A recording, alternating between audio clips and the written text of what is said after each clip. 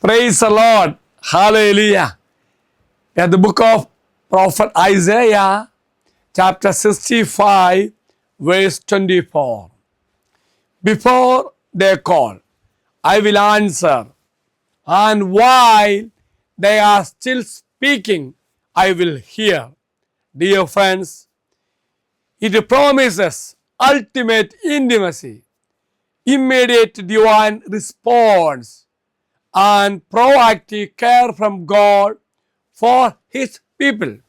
Within the context of the new heaven and earth, it highlights a restored, unhindered relationship where God anticipates needs and acts before prayers are fully uttered.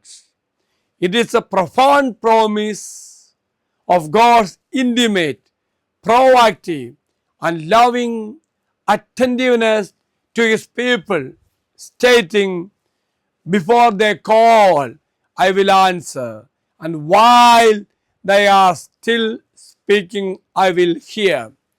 It signifies the restoration of perfect communion with God, where He knows and meets needs instantly, reflecting divine foreknowledge and grace. Thank you. The Lord be with you and also with you. May Almighty God bless you. Father, Son, and the Holy Spirit. Have a great day to everybody.